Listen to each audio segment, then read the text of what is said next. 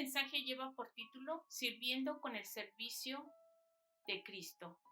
Romanos capítulo 16, versículos 5 al 16. El matrimonio de Aquila y Priscila vemos el servicio al Señor. Hoy estaremos hablando acerca precisamente del servicio al Señor, ¿verdad?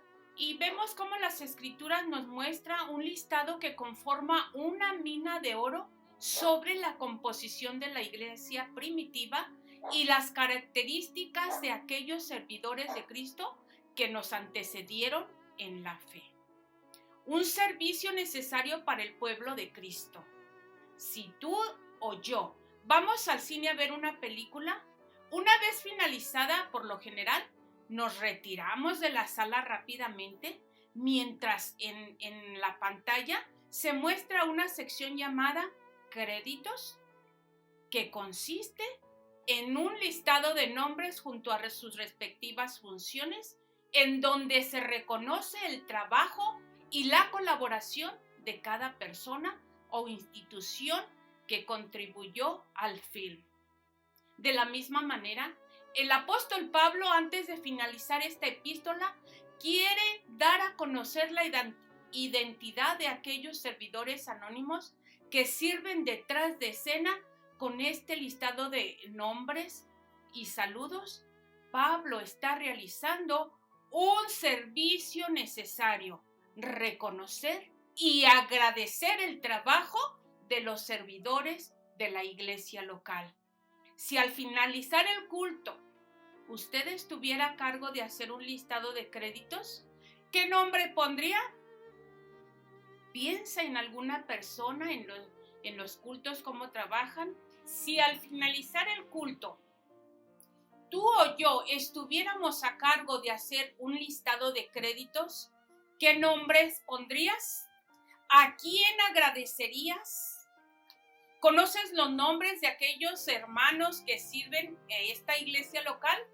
Y lo hacen de tal modo que tú puedas hoy estar sentado cómodamente y disfrutar de cada himno, de cada oración, de cada canto, el sermón y la Santa Cena.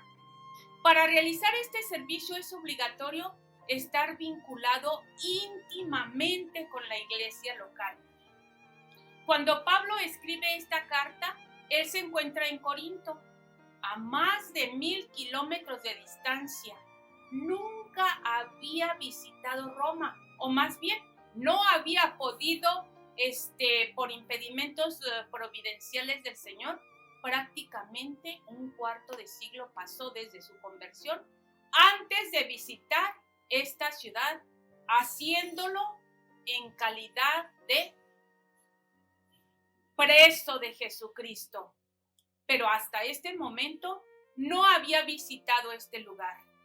El apóstol pudo haber generalizado un saludo para todos los romanos, pero desea llamar a cada uno de estos 26 servidores por nombre, como Jesús lo hace. Él llama a cada una de sus ovejas por su nombre. Evangelio de Juan, capítulo 10, versículo 3. Pablo, siendo imitador o un imitador de Cristo, según Primera de Corintios, capítulo 11, versículo 1, nos muestra un ejemplo de cordialidad, servicio profundo y entrañable amor hacia los suyos, hacia la iglesia, hacia la grey de Cristo. Él sirve a través de estos reconocimientos con el servicio de Cristo, quien siendo perfecto y autosuficiente en sí mismo, reconoce el trabajo y servicio de su cuerpo. En Apocalipsis, por ejemplo, elogia la labor de las iglesias de Éfeso, Esmirna, Pérgamo, Tiatira y Filadelfia. El apóstol Pedro, en primera carta de Pedro, capítulo 2, versículo 17, nos dice: honrad a todos, amad a los hermanos. Honrad a todos, amad a los hermanos. Por lo tanto, reconocer el servicio de los siervos de Cristo es un servicio justo, sensato y necesario, ya que si el rey siervo lo hace, ¿cuánto más nosotros? ¿Cuánto más tú y yo, que somos sus siervos? El motor para realizar este servicio es un corazón agradecido. Un corazón agradecido es el corazón de Cristo. Constantemente en los evangelios podemos ver a Jesús dar gracias al Padre. Y tomando los 7 panes y los peces dio gracias en Mateo capítulo 15 versículo 36. Gracias te doy, Padre, porque ocultaste estas cosas a sabios e inteligentes y las revelaste a los niños. Mateo capítulo 11 versículo 25. Padre, gracias te doy por haberme oído. Evangelio de Juan capítulo 11 versículo 41.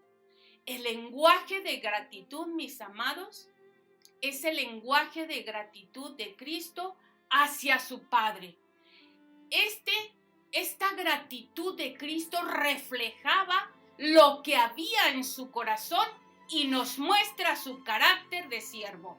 Los apóstoles, en sus epístolas, continúan con el ejemplo de Cristo, dando acción de gracias para la sobreabundancia de la gloria de Dios. Es tan fundamental la gratitud, mis amados, en el cristianismo, que ocupa aún un lugar muy especial en el cielo. Los ángeles, los 24 ancianos, los seres vivientes, dan acción de gracias. Apocalipsis capítulo 7, versículo 12. Allá solo hay corazones agradecidos. La virtud del agradecimiento circunda el trono de Dios. Debemos entender que la gratitud no es simplemente una cualidad secundaria en la vida del creyente. Es vital y transformacional, porque a través del prisma de la gratitud podemos observar que todo beneficio de lo alto proviene de la bondad y la gracia de Dios. Hay un personaje llamado Willy Hendricks que define la gratitud de la siguiente manera: es lo que completa el ciclo por medio del cual las bendiciones derramadas en los corazones y vidas de los creyentes vuelven al dador en forma de adoración continua y amorosa y espontánea. Recordemos que para ser un siervo o un servidor necesitamos primeramente ser adoradores. Y nuestra adoración debe brotar del reconocimiento genuino de las misericordias que hemos adquirido en Cristo Jesús. Ser agradecidos tiene múltiples beneficios. Nos aleja del orgullo, nos aleja del pecado que siempre se levanta como el asesino del agradecimiento. El orgulloso rara vez agradece. Su corazón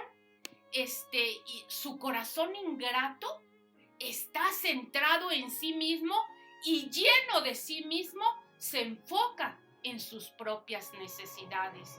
Se enfoca en sus propios deseos, dolencias, derechos.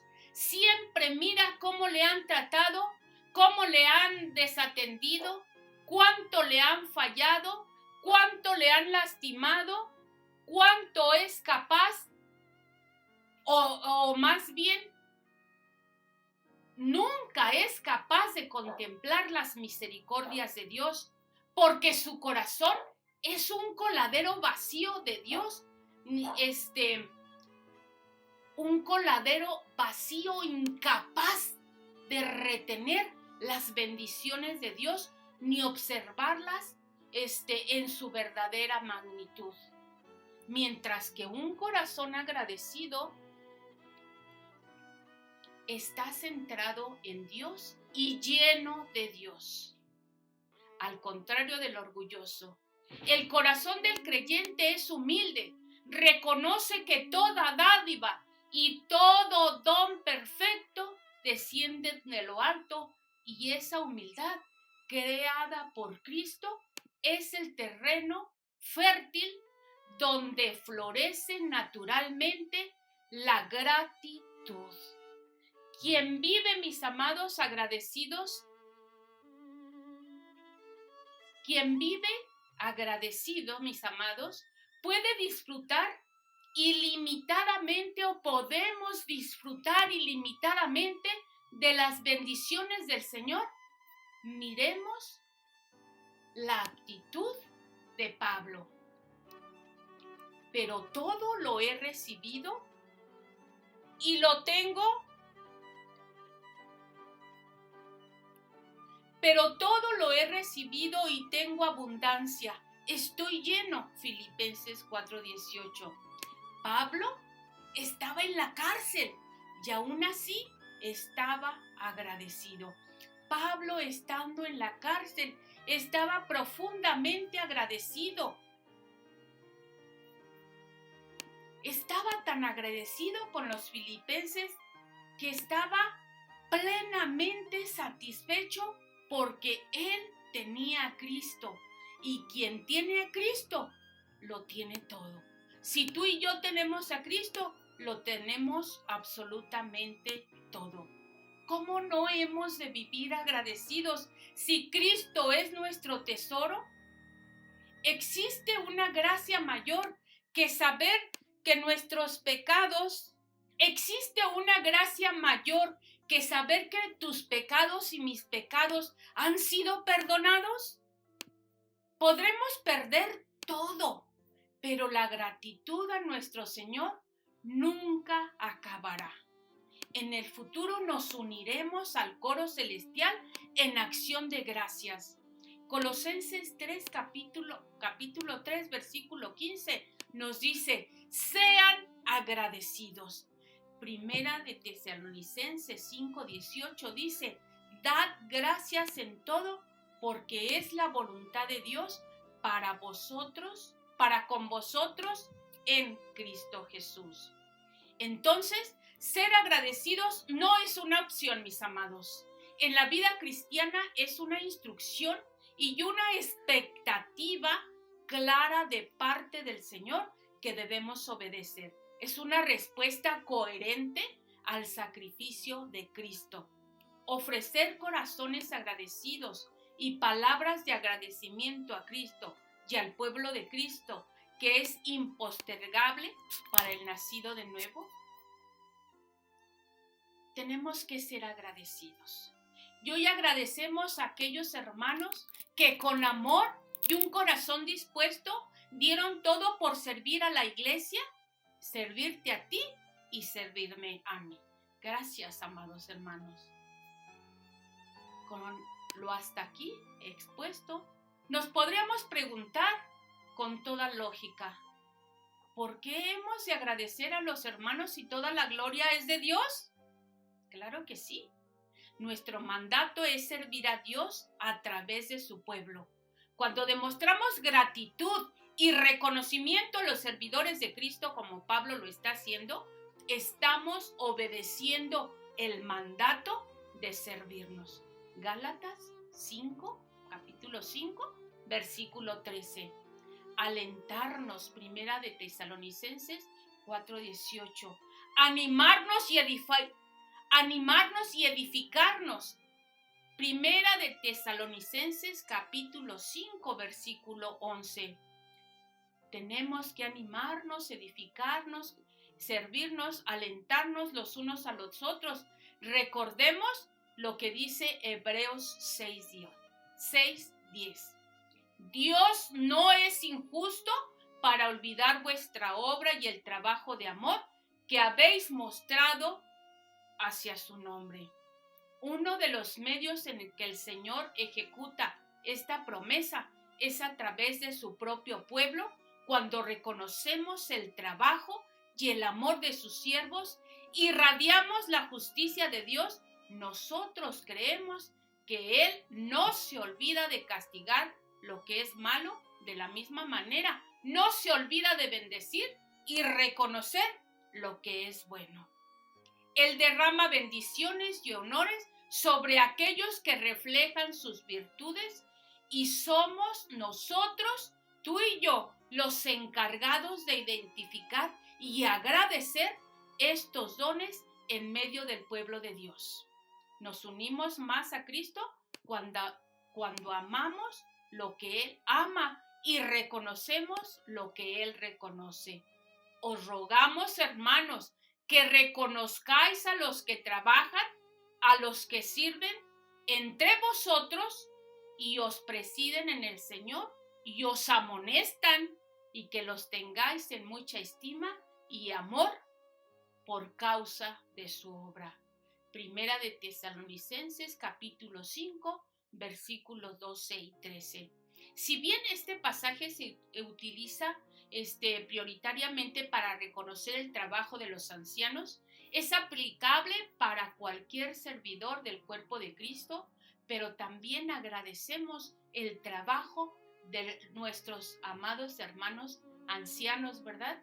Cuando reconocemos el trabajo de nuestros hermanos, simplemente estamos identificando el trabajo de Cristo y la imagen de Cristo en medio de su pueblo. Quizá nos podríamos negar a realizar este servicio pensando que llenaremos de altivez, orgullo y vanagloria a quienes reciban el reconocimiento.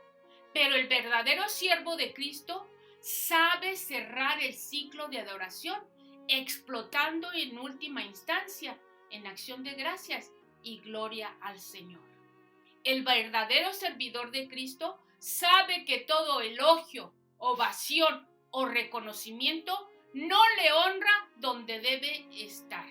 El verdadero servidor de Cristo sabe que todo elogio, ovación o reconocimiento no le pertenece, sino que pondrá toda la honra donde debe estar, a los pies de la cruz, porque ni el que planta ni el que riega son algo, sino solo Dios quien da el crecimiento. Primera de Corintios capítulo 3, versículo 7. Quien reciba reconocimiento en medio de la grey de Dios y no hace esto, carece del verdadero carácter de un siervo de Cristo. En nuestros corazones existe una tendencia innata a ser reconocidos.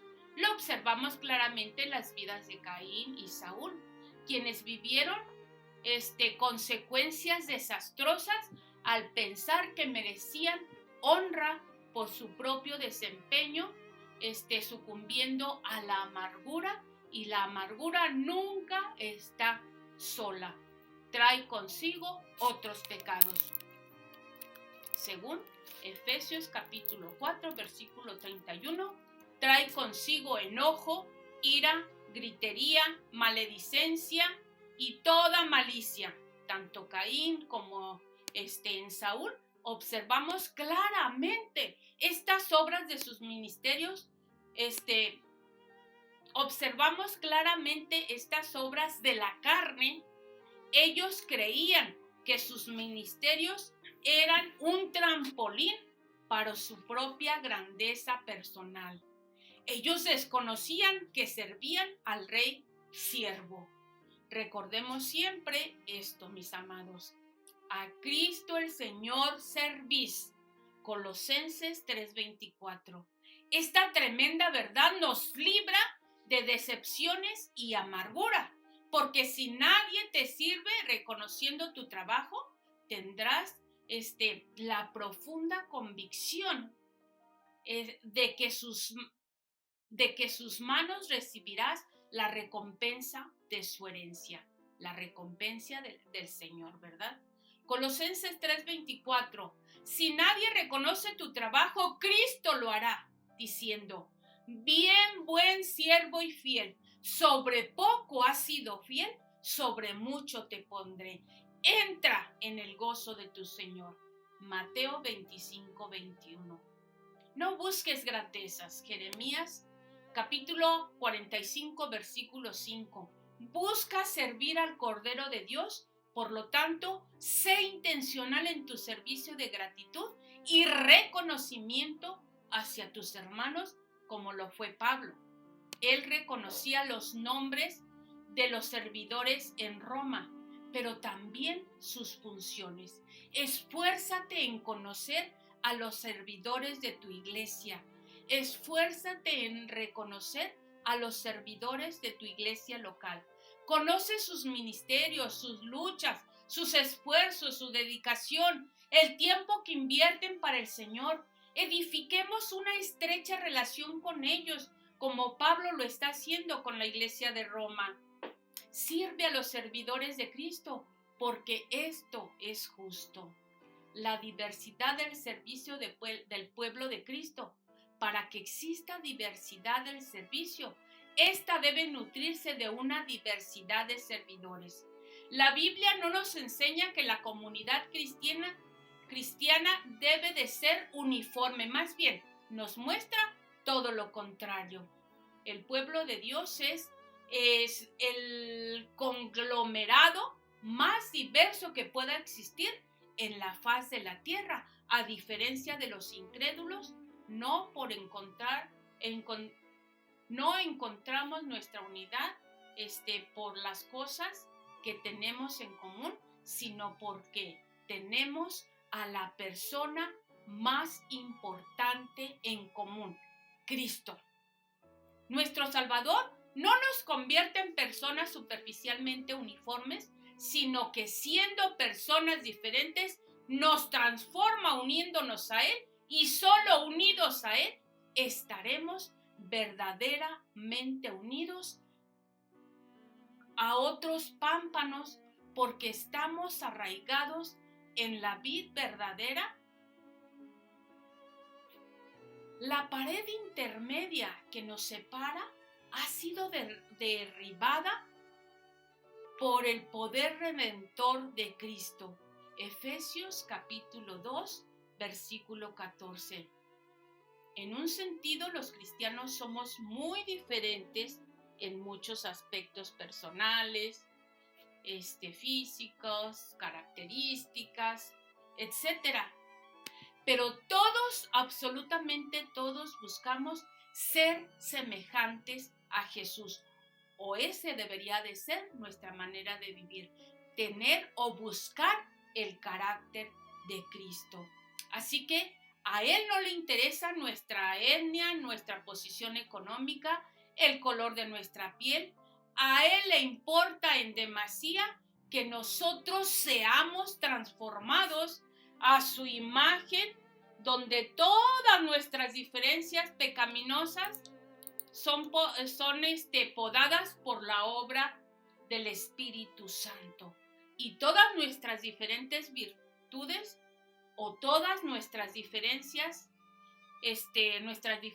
virtuosas convergen en la persona de Jesús. Esta realidad era palpable, mis amados, en la iglesia de Roma o en la iglesia romana. Notemos los orígenes étnicos y sociales de los nombres de nuestro listado. Andrónico, Rufo, Junias y María eran creyentes judíos. Aristóbulo y Herodión también eran judíos, pero de una clase social económica mayor, eran nobles. Amplias, Apeles, Narciso, Julia y Filólogo eran nobles de la familia noble romana. El mismo Amplias, Hermes, Urbano, Epeneto, Trifosa, Trifenia y Pérsida eran esclavos o libertos. Esta diversidad de nombres fortalece el mensaje del Evangelio, porque enfatiza que el poder de la buena noticia es capaz de reconciliar a cualquier persona con su Creador, sin importar su etnia, clase social, edad o sexo. Así, los ancianos están unidos a los jóvenes, los ricos con los pobres, o con escasos recursos, con los de escasos recursos, los extrovertidos con los introvertidos, y esto fortalece los ministerios del servicio al Señor, porque nos permite ver que todos podemos y debemos participar de la obra de Cristo a partir de los diversos dones y la multiforme gracia que el Señor nos ha dado. Pablo destaca varios servicios en medio de la iglesia de Roma. De las 9 mujeres que se nombran en esta sección, 5 de ellas son elogiadas por su trabajo. Priscila, de la cual ya hablamos al inicio. Y en los versos 6 y 12 se menciona a María, Trifena, Trifosa, que eran hermanas, y Pérsida. Y es más, en el caso de María y Pérsida, Pablo dice que ellas han trabajado mucho.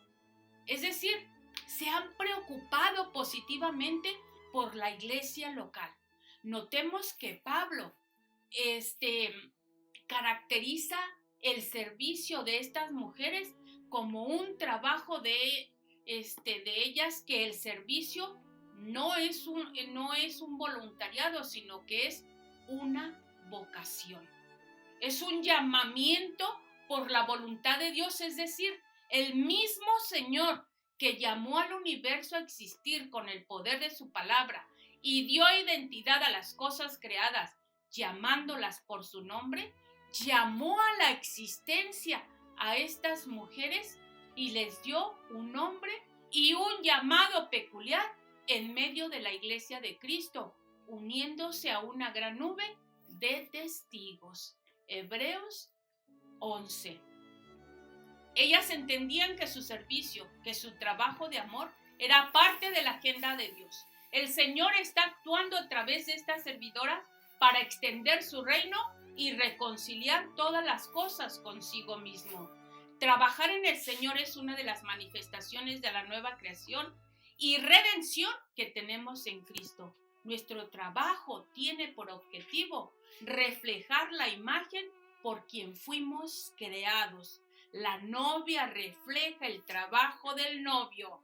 Así como la luna refleja la luz del sol, los miembros del cuerpo de Cristo, siendo diferentes, reflejamos la vocación de nuestro Señor. Mi Padre hasta ahora trabaja y yo trabajo. Juan 5:17. Con esto bien podríamos decir el Padre y el Hijo hasta ahora trabajan y el Espíritu y la novia también. En el verso 9 Pablo nos habla ahora de Urbano, nuestro colaborador en Cristo. El apóstol quiere mostrarnos que nunca fue un siervo viviendo en el ostracismo o en la soledad. Él dependió de una diversidad de servidores para trabajar en el ministerio. Él encuentra colaboradores en Timoteo, Tito, Epafrodito, Filemón, y en esta carta menciona al anónimo Urbano. En el cristianismo, mis amados, no existe un llamado a ser llaneros solitarios del servicio en el ministerio. Si Pablo, con todos sus dones y conocimiento, necesitaba ayuda, también nosotros, como colaboradores, necesitamos o precisamos de este tipo de colaboradores. El comentarista Dunn observa algo muy interesante en el servicio de estos hombres y mujeres. Las funciones que cada uno de ellos realizaba no habían sido dadas de forma específica o por asignación, sino que sus labores las habían asumido voluntariamente por iniciativa propia. Ellos no buscaban lo suyo propio, como tú y yo no debemos de buscar lo nuestro. Ellos no buscaban su bienestar, sino lo que era de Cristo, servir en vez de ser servidos.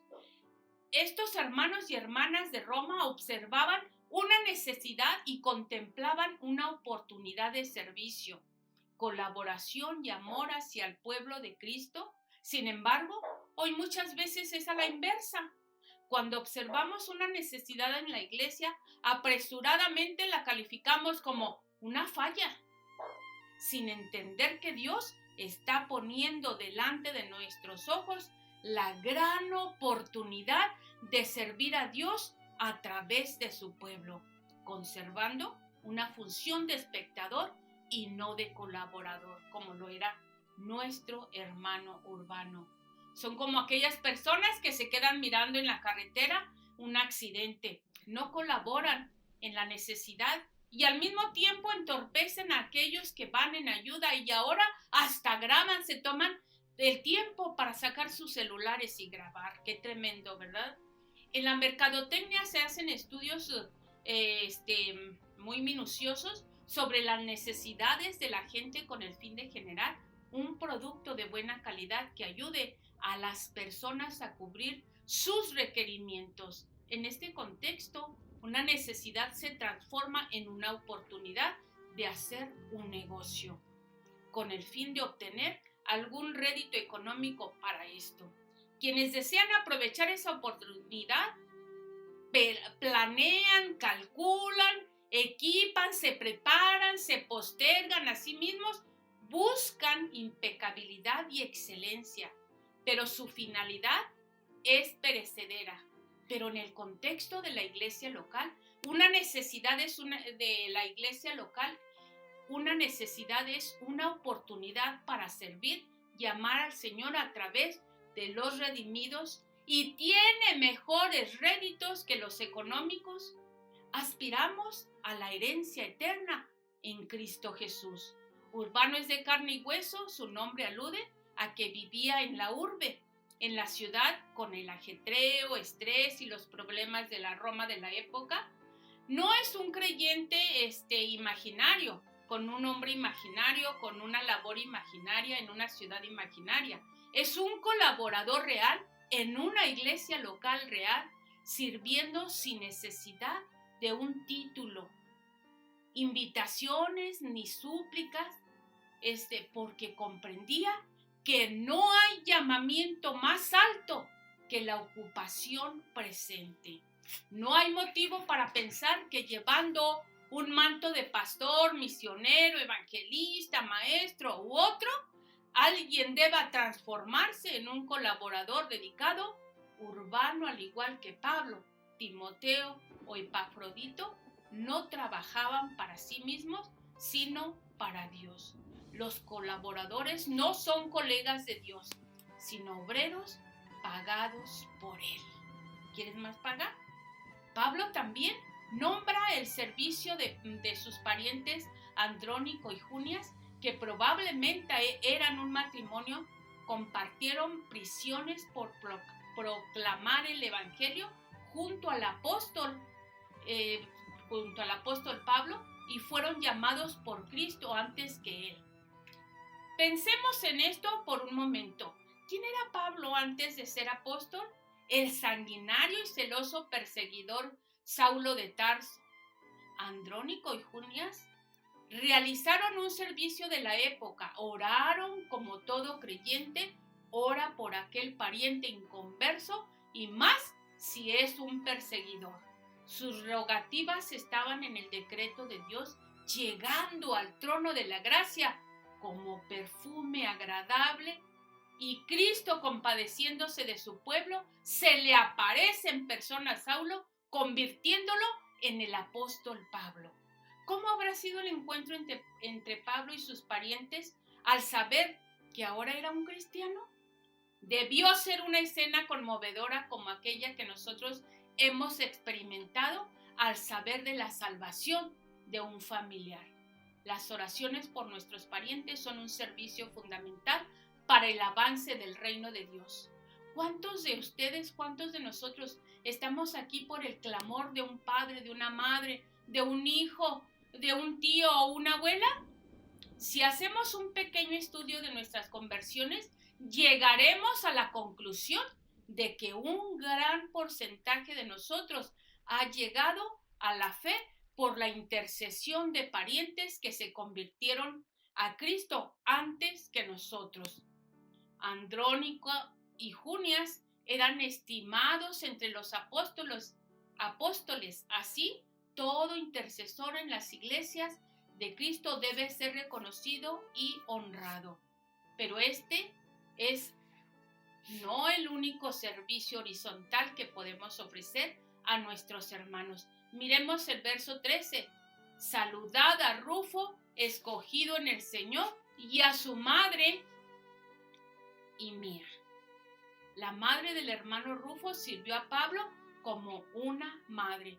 Como ella no tenía un vínculo sanguíneo en lo terrenal, pero sin lo espiritual, ambos habían sido limpiados por la sangre del Cordero, pertenecían a la familia de la fe, la cual es más importante. Pablo en Gálatas 6:10 nos dice: así que, según tengamos oportunidad, hagamos bien a todos y mayormente a los de la familia de la fe. La madre de Rufo probablemente no tendría un servicio muy visible dentro de la congregación, pero dispuso a los pies de Cristo su maternidad. No solo sus dones, sino que sus relaciones estaban dispuestas al servicio del pueblo del Señor. En esta mujer Pablo encontró respuesta a la promesa hecha por Jesús. No hay ninguno que haya dejado casa o hermanos o hermanas o padre o madre o mujer o hijos o tierras por causa de mí y del evangelio que no reciba 100 veces más ahora en este tiempo. Casas, hermanos, hermanas, madres, hijos y tierras con persecuciones y en el siglo venidero la vida eterna. Marcos capítulo 10 versículos del 29 y 30. En esta hermosa servidora, el Señor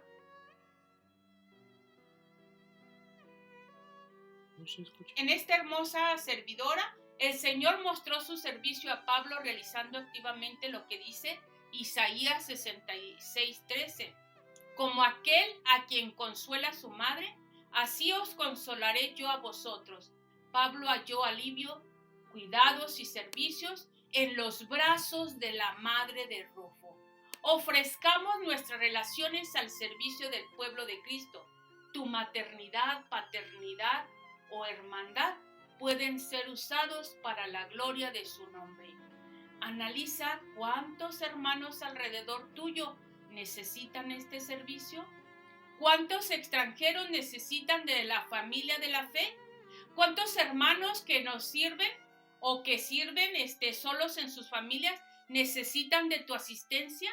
Recordemos, según Mateo 25, cada servicio que hacemos a uno de los pequeños del reino, la hacemos directamente a nuestro Señor Jesucristo. Cristo está tan unido a su pueblo que declara que cada cosa buena que hacen en favor de ellos se le hacen a Él, y promete recordar este servicio a través de todas las edades, reconociendo y honrando a sus siervos en el día final. Amados, para terminar, ¿cuántas facetas de servicios podemos ver en el pueblo de Dios? Infinitas. ¿Saben por qué?